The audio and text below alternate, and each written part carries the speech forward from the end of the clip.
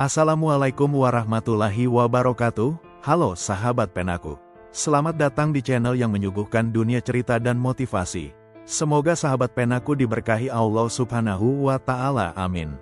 Di video kali ini kita akan menceritakan tentang cinta tuan bos dan gadis yang menantang takdir yang romantis dan pastinya seru. Jadi pastikan tonton sampai habis ya. Bab 3 Aturan Gila Tinggal Bersama Bos Gila. Mulai besok, kamu harus bangun pukul 5 pagi. Tak ada tawar-menawar, nada suara Alvaro terdengar seperti komandan militer yang baru saja menjatuhkan perintah tak bisa ditolak. Dingin, tegas, tegasnya sampai bisa memotong mentega beku. Satu kalimat singkat itu langsung mengiris kedamaian malam Aira seperti pisau tajam. Aira yang sedang duduk santai di sofa, melamun sambil membayangkan masa depan sebagai istri kontrak penuh gaya dan santai, mendadak mengerjap kaget. Nyaris tersedak udara. Hah, suara herannya keluar otomatis, keras dan penuh penolakan batin. Ekspresinya langsung berubah total. Dari damai jadi darurat, mata membelalak, mulut menganga, alis naik seperti sedang menerima kabar kalau dunia akan meledak besok. Atau lebih tepatnya, kabar kalau dirinya harus mengkhianati hubungan suci antara Aira dan kasurnya, pada jam 5 pagi. 5 pagi, itu bukan sekedar angka, itu zona damai, zona sakral, zona antara hidup dan mati rasa ngantuk. Waktu di mana dunia masih gelap dan suara jangkrik masih menang. 5 pagi itu, zona anti bangun tuan, pikir Aira dalam hati, sambil memelototi Alvaro seperti pria itu baru saja memerintahkan hal paling kejam di dunia. Bahkan lebih kejam dari disuruh diet karbo. Aira pun sadar, hidupnya resmi berubah. Dari gadis bebas yang bangun jam 9 dengan wajah bantal, menjadi istri kontrak yang harus bangun jam 5, demi reputasi pria dingin penuh peraturan. Alvaro hanya menatapnya santai, tidak tergerak sedikitpun oleh ekspresi panik Aira. Satu alisnya bahkan terangkat sedikit, tangan terlipat di dada, wajahnya datar, ekspresinya nol, tapi aura terpancar jelas seperti abang-abang iklan parfum mahal yang lagi nunggu transferan gak masuk-masuk. Seolah berkata, masih ada yang mau protes. Silakan, tapi sia-sia.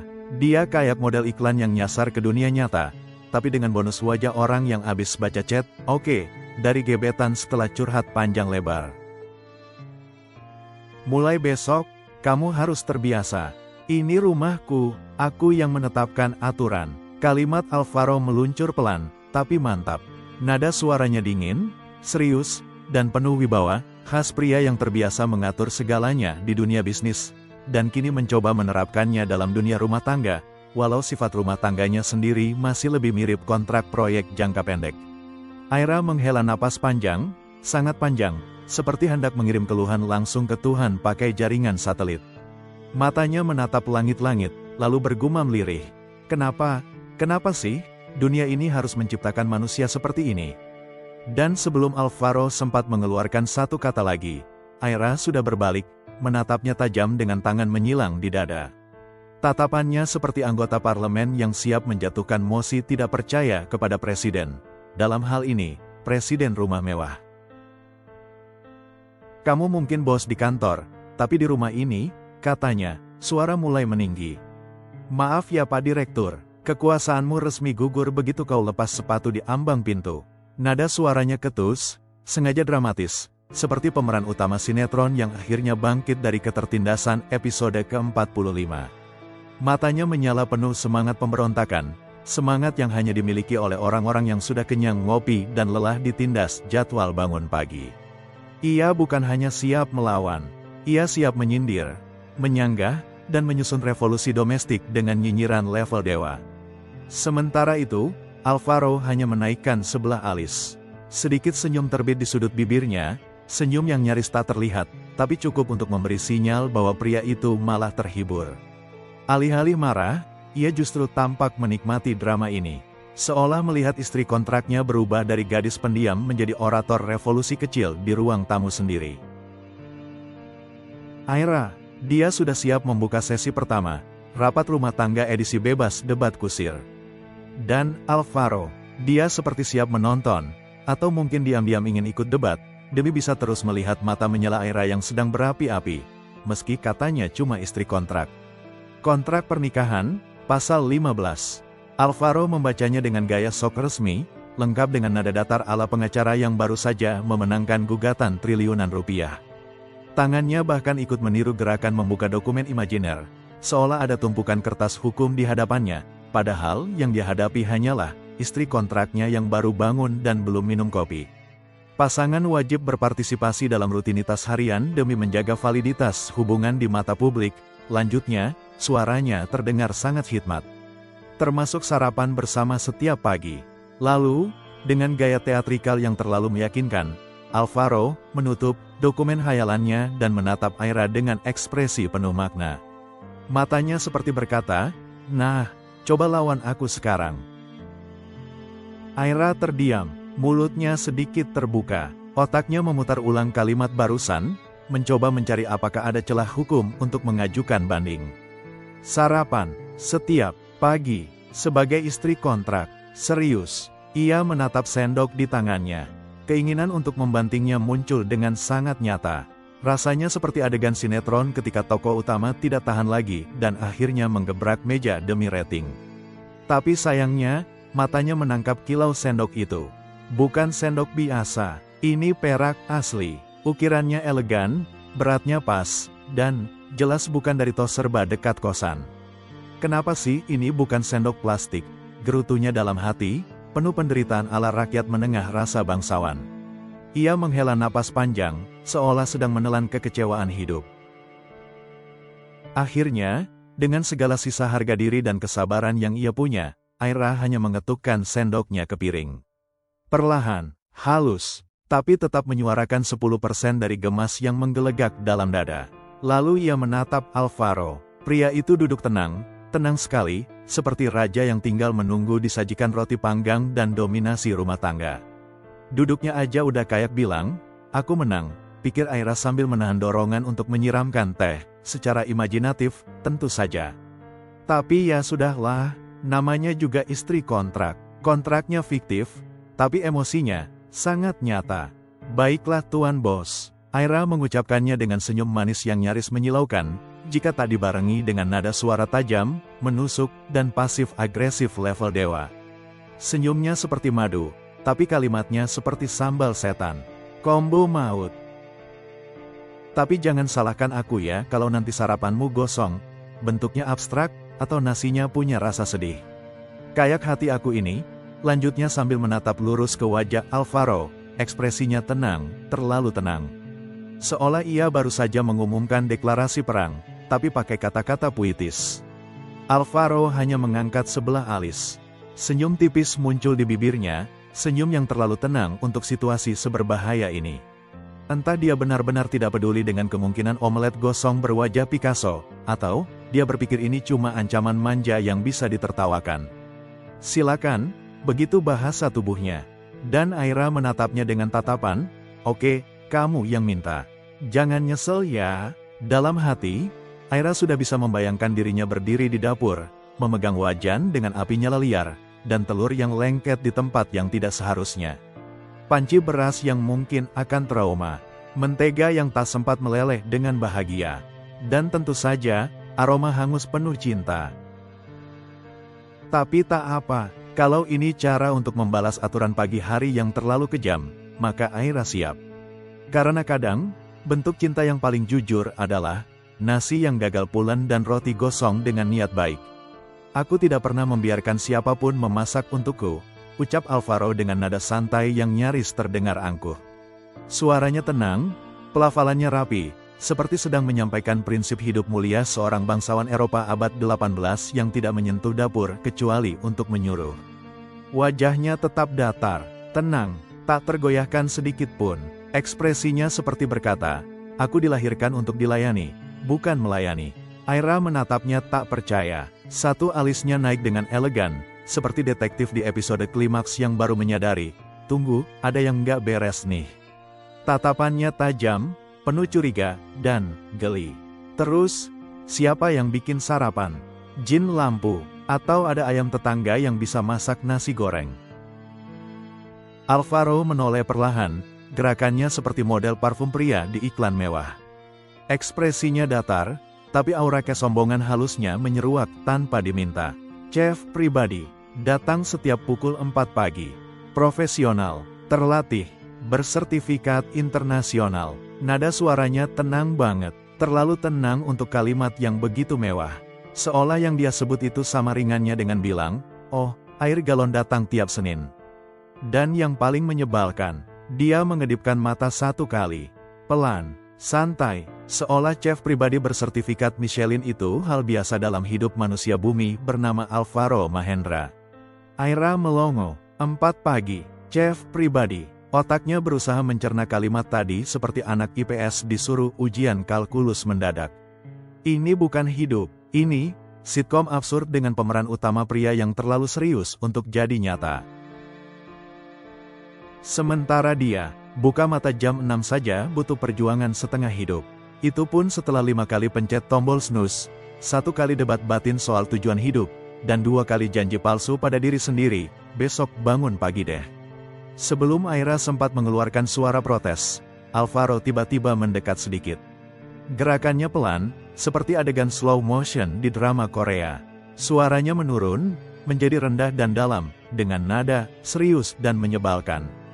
"Aku ingin kamu hadir, duduk di meja, makan bersama, dan aktinglah seperti istri normal." Aira terdiam, otaknya berhenti sejenak, jiwanya seperti sedang loading. Istri normal, 2 kata yang membuatnya ingin tertawa dan menangis sekaligus. Lalu, tawa kecil meluncur dari bibirnya. Bukan tawa bahagia, tapi tawa sinis. Tawa sarkas yang muncul dari lubuk hati terdalam seorang perempuan yang sudah terlalu lelah menghadapi absurditas hidup ini. Matanya melirik Alvaro dengan pandangan, "Lu serius bro? Akting seperti istri normal," pikirnya. "Wah, kalau begitu aku butuh skrip. Latihan intensif. Mungkin workshop, atau ikut pelatihan dengan mentor ahli rumah tangga. Atau, sekalian aja aku audisi buat sinetron jam 7 pagi. Dalam hati, Aira sudah siap membuka agensi pelatihan untuk istri kontrak dengan judul, How to Look Married Without Actually Being Married. Tapi bibirnya tetap diam, hanya seulas senyum kecil yang muncul, senyum yang bisa berarti 1000 hal, dari pasrah, geli, sampai pengen lempar piring cantik ke arah pria sempurna nan menyebalkan di depannya. "Gimana kalau aku pura-pura sakit perut tiap pagi?" ucap Aira menatap Alvaro dengan wajah penuh harapan palsu. Ekspresi gadis yang mencoba tawar-menawar nasib seperti murid ingin bolos upacara hari Senin. Alvaro menyipitkan mata, bibirnya melengkung tipis. "Aku bisa kasih kamu vitamin anti mual setiap hari." Nadanya tenang, seperti dokter pribadi yang sedang menyiapkan program terapi untuk pasien paling malas sejabodetabek. Aira langsung ingin terjun bebas ke lantai. Pria ini, iblisnya tuh niat banget. Ganteng, tajir, dingin, dan sekarang strategi antisipasi tipu daya istri juga udah dia siapin. Dia menatap Alvaro dengan tatapan penuh duka. Aira mendesah panjang, napasnya seperti mengangkat beban hidup 1 galon di kedua bahunya, lalu menjatuhkan diri ke kursi makan seperti pejuang yang baru kalah debat batin. "Baik, aku ikut aturanmu, tapi," ia menunjuk Alvaro seperti hakim yang baru membuka sidang, "aku juga punya aturan." Alvaro, tentu saja, hanya melipat tangan di dada. Tenang, dingin, wajahnya seperti berkata, "Silakan, aku siap bikin kontrak adendum." "Lanjutkan." Aira menarik napas dramatis. "Pertama, aku gak mau diatur soal pakaianku. Aku bukan boneka Barbie yang bisa kamu dandani sesuai mood." Alvaro hanya mengangkat bahu, acuh tak acuh seperti baru ditawari biskuit rasa rumput laut. "Fine." Aira melanjutkan, sekarang dengan telunjuk sedikit bergetar karena semangat. "Kedua, kamu jangan asal masuk ke kamar aku. Maksudku, ada batas privasi oke?" Alvaro menatapnya lama, dalam, tatapan yang membuat Aira merasa sedang di-scan full body oleh mesin X-ray canggih. Lalu ia berkata dengan nada datar tapi penuh penekanan, "Aku bahkan gak niat untuk itu." Aira mengedip 2 kali. "Oke, itu agak menyakitkan, tapi juga melegakan. Tapi juga, kenapa nadanya nyebelin banget sih?" Ia mendecak pelan. "Bagus, terus jaga niat itu. Atau aku pasang gembok digital." Senyumnya manis, tapi matanya siap pasang CCTV dan laser keamanan kalau perlu. Ketegangan di ruang makan itu mulai mencair, perlahan-lahan, seperti es batu yang menyerah pada sinar matahari pagi, ketika seorang perempuan parubaya muncul dari arah dapur. Ia membawa nampan berisi teh hangat dan roti panggang yang masih mengepul, aroma mentega memenuhi ruangan. Langkahnya tenang, senyumnya lembut seperti pagi yang tak pernah terburu-buru. "Selamat pagi Tuan Muda, ini rotinya," ucapnya dengan suara ramah dan tulus, seolah menyapa cucunya sendiri. Alvaro menoleh, ekspresinya melunak. "Terima kasih Bu Retno," jawabnya, sopan, dengan anggukan kecil. Aira memiringkan kepala, matanya menyipit penasaran. Sosok itu tidak asing, tapi juga tidak dikenal. "Ibu ini siapa?" tanyanya pelan, setengah berbisik, tapi tetap penuh rasa ingin tahu. Alvaro menoleh padanya, tenang seperti biasa. "Pengurus rumah, namanya Bu Retno. Dia sudah ikut keluargaku sejak aku masih SMA." Aira melirik lagi ke arah perempuan itu, kini dengan tatapan lebih lembut. Bu Retno tersenyum hangat padanya, seperti mengundang Aira masuk ke dunia yang lebih hangat dari seluruh marmer di rumah ini. Seketika, Aira merasa mungkin tempat ini tidak sedingin yang ia kira. Bu Retno menatap Aira dengan senyum selembut roti tawar yang baru keluar dari toaster. Matanya berkaca-kaca, penuh harapan dan rasa lega yang sudah dipendam bertahun-tahun. "Akhirnya, ada juga perempuan di rumah ini," ujarnya lirih tapi penuh semangat, seolah baru menyaksikan keajaiban. "Sudah lama saya berharap Tuan Alvaro bawa pulang seorang istri. Saya sampai sempat mikir, jangan-jangan tuan kita ini lebih suka hidup dengan tanaman hias daripada manusia." Aira terkekeh gugup, senyumnya kaku seperti dipaksa ikut lomba senyum di acara RT. "Hehe, saya juga baru tahu saya ini seorang istri. Kirain cuma tamu sementara, yang tersesat tapi dikunci dari dalam." Alvaro tanpa terganggu oleh percakapan dua wanita di hadapannya, tetap tenang. Ia meraih gelas teh hangatnya dengan gerakan santai, lalu mengangkatnya sedikit seolah ingin bersulang dengan takdir. Mulailah terbiasa, suara baritonnya terdengar ringan, tapi jelas mengandung pesan, "Ini bukan trial version sayang." Aira meliriknya tajam. Dalam hati, dia ingin mengoleskan mentega ke wajah pria itu. Tapi dengan roti panas. Tapi di luar, dia cuma tersenyum tipis. Badai kecil ini, baru saja dimulai. Malam harinya, Aira berdiri mematung di depan kamarnya. Sebuah ruang mewah bernuansa putih dan abu-abu, begitu elegan dan luas, hingga rasanya lebih pantas disebut suite hotel ketimbang kamar tidur biasa.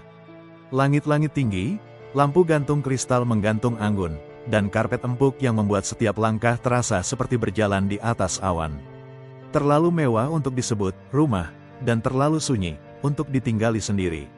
Aira menarik napas pelan, lalu mulai membuka koper yang sejak pagi belum sempat disentuh. Tangannya melipat pakaian satu persatu, meletakkannya di lemari kayu solid yang wangi seperti toko furnitur mahal. Tapi pikirannya melayang entah kemana. Tatapannya berhenti di satu titik, pintu kamar mandi dalam. Dari sela pintu yang sedikit terbuka, terlihat interior sekelas hotel bintang 5, marmer mengkilap, wastafel ganda, dan shower kaca yang nyaris transparan. Aira bergumam dalam hati, kamar mandi impian, tapi suasananya kayak mimpi yang terlalu sepi. Malam pertamanya sebagai istri kontrak, dan dia tidur di kamar megah sendiri. Ironisnya, justru kamar ini yang membuatnya merasa kecil dan asing. "Hidup gue sekarang kayak drama Korea versi aneh," gumam Aira sambil menjatuhkan diri ke atas kasur empuk. Bed covernya wangi, kamarnya mewah, tapi hatinya campur aduk. Bukan versi romantis dengan salju dan opa lembut bersuara bariton, tapi versi absurd, yang penuh kontrak, tatapan tajam, dan cowok jutek yang hobi menang debat pakai tatapan mata. Baru saja ia akan menutup mata dan menikmati sejenak ketenangan di balik kekacauan barunya, suara ketukan terdengar. Tok, tok, tok, 3 kali, teratur, dingin, seperti ketukan detektif di film noir, atau pembawa takdir. Aira menegakkan tubuhnya dengan gerakan pelan, lalu berjalan ke arah pintu. Tangannya menggenggam kenop, sempat ragu 2 detik, karena jujur, siapapun yang mengetuk pintu kamar di rumah sebesar ini, malam-malam begini, pasti bukan delivery makanan. Dia membuka pintu perlahan, dan benar saja, Alvaro berdiri di sana, tubuh tegap, wajah tanpa ekspresi seperti biasa, dan satu tangan dimasukkan santai ke saku celana bahan hitamnya. Tidak ada senyum, tidak ada sapaan, hanya tatapan, dingin, misterius, dan, ya, tetap tampan menyebalkan. Besok ada makan malam dengan investor Jepang. Kita datang sebagai pasangan. Suara Alvaro tenang, seperti mengumumkan hal biasa. Tapi kalimatnya sukses bikin Aira yang seperti baru saja duduk santai langsung mendongak seperti kucing yang mendengar suara makanan kaleng dibuka. Besok, Aira mendelik, nyaris tersedak udara. Aku bahkan belum punya dress formal. Bahkan heels aku masih di rumah mama, dan rambutku belum siap untuk acara diplomatik.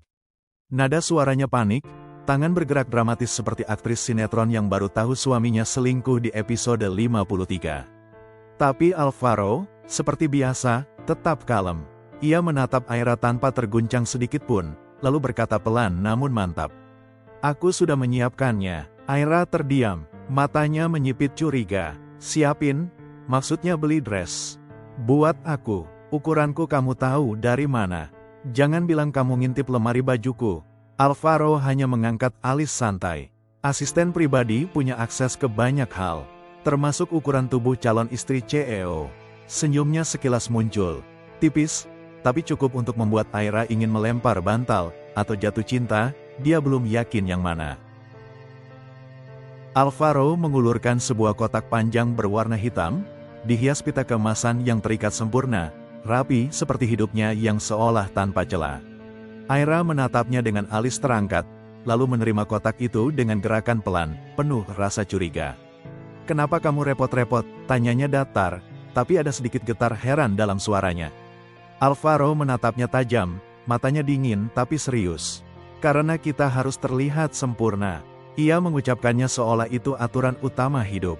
Di dunia ini, reputasi adalah segalanya.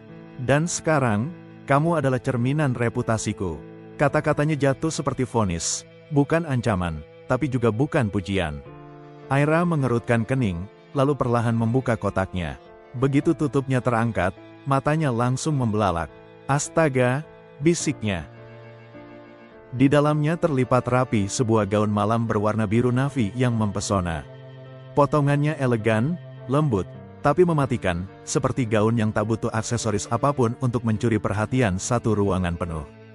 Bukan jenis gaun biasa, tapi yang dipilih dengan perhitungan dan rasa.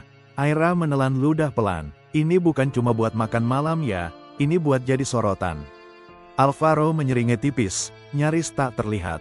Tentu. Kalau kita mau berakting sebagai pasangan sempurna, maka kamu harus tampil seperti istri yang sempurna. Ini, mahal ya. Aira menatap gaun biru navy itu dengan perasaan campur aduk. Antara kagum, gugup, dan sedikit takut salah napas. Bahan kainnya jatuh sempurna, warnanya mempesona, dan potongannya terlalu indah untuk sekedar acara formal biasa. Alvaro menyandarkan tubuh ke dinding, menatapnya dengan tenang. Kalau kamu menolaknya, aku akan belikan 3 yang lain sampai kamu setuju. Nada bicaranya datar, tapi mengandung ancaman yang sangat boros. Aira mendengus kecil sambil menggeleng pelan, mulutnya membentuk senyum yang nyaris tak terlihat. Kamu tuh, tipe cowok yang selalu dapetin apa yang kamu mau ya? Untuk sesaat, Alvaro tidak menjawab. Tatapannya mengunci pada Aira, dalam dan serius. Tak ada senyum, tak ada sindiran. Hanya sorot mata yang tajam tapi tenang, seolah ingin mengatakan sesuatu yang lebih dari sekedar tentang gaun. Dan akhirnya, dengan suara rendah tapi jelas, dia berkata, bukan soal selalu dapat apa yang kuinginkan, tapi aku tahu apa yang penting. Dan aku tidak suka kalah, terutama dalam hal yang menyangkut kamu. Seketika, udara di dalam kamar berubah. Ada sesuatu yang tak terlihat tapi terasa, seperti aliran listrik halus yang menyusup ke dalam pori-pori. Aira menelan ludah, lehernya tiba-tiba kering, seolah seluruh kelembapan tubuhnya lari ke pipi yang mendadak hangat.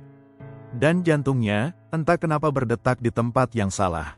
Mungkin di tenggorokan, atau di telapak tangan. Yang jelas, degupnya tidak wajar. Alvaro menatapnya dengan ekspresi tak terbaca, dingin, tenang, nyaris kejam. Tapi ada sesuatu dalam nada suaranya saat berkata, Sampai jumpa besok malam, nyonya palsu. Kalimat itu meluncur pelan, seperti bisikan yang menusuk pelan-pelan tapi dalam. Lalu ia berbalik, langkahnya ringan tapi penuh pengaruh. Tanpa menoleh, tanpa memberi kesempatan Aira untuk membalas, karena memang tak ada yang bisa dibalas dari kata-kata sejelas itu. Dan sekarang, Aira berdiri sendiri. Dengan kotak gaun di tangan, pikiran yang berantakan, dan detak jantung yang masih menolak untuk tenang. Aira menatap pintu yang baru saja ditutup Alvaro. Hening, terlalu hening, seolah suara langkah pria itu masih menggema di dinding, walau wujudnya sudah lenyap dari pandangan. Ia menurunkan kotak gaun perlahan ke atas tempat tidur, lalu duduk di tepinya dengan napas pelan-pelan tak beraturan. Nyonya palsu, gumamnya sambil menatap kotak itu. Kenapa sih, kamu bisa bikin kata palsu terdengar bikin deg-degan. Tangannya memainkan pita emas di atas kotak. Tapi pikirannya melayang jauh ke ekspresi Alvaro, ke caranya bicara, dingin, tapi entah kenapa, bikin dada sesak. Aira mengangkat bahu kecilnya, mencoba mengusir rasa aneh itu. Udahlah Ra, ini semua cuma akting. Perjanjian, kontrak, cinta nggak termasuk paket.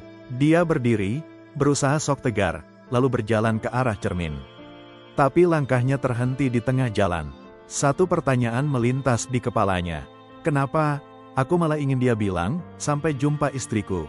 Di kamar utama yang luas dan sunyi, hanya cahaya kota yang memantul di kaca jendela setinggi langit-langit. Alvaro berdiri tegap di depannya, tangan diselipkan ke dalam saku celana, wajahnya serius, namun sedikit letih. Lampu-lampu kota berkelap-kelip seperti bintang yang turun ke bumi, indah, tapi jauh. Seperti perasaannya sendiri.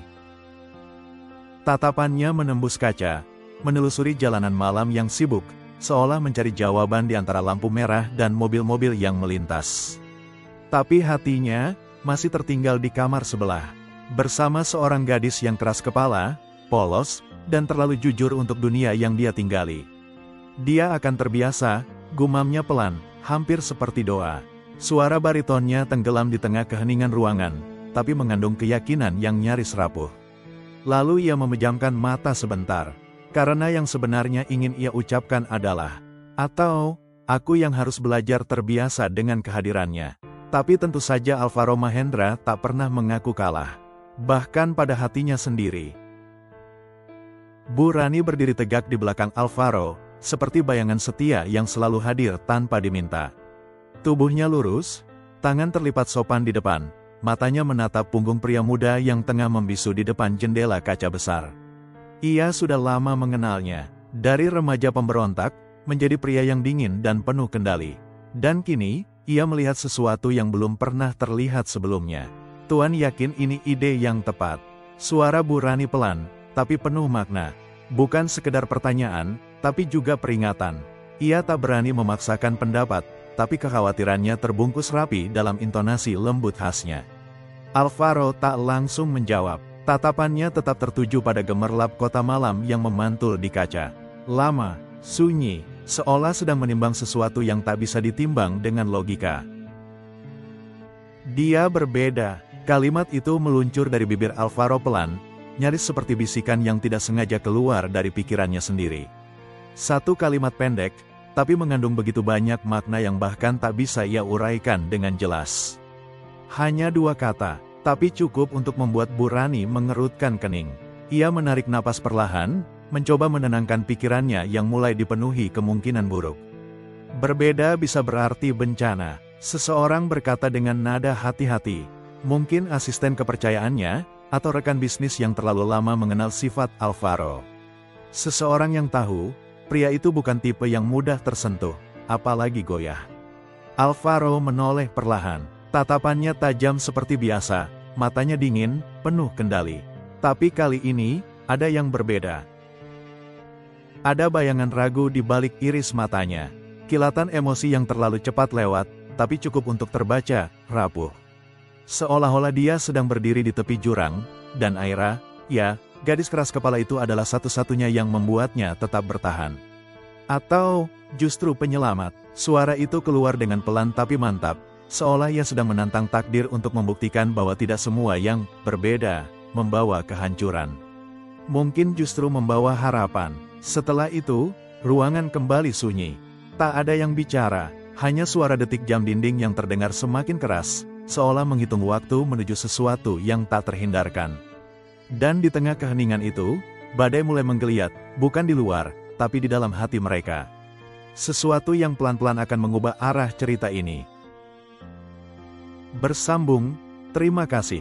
Jangan lupa like, komen, share and subscribe, karena masih banyak cerita menarik lainnya yang bakal lebih seru. Sampai ketemu di video berikutnya. Wassalamualaikum warahmatullahi wabarakatuh.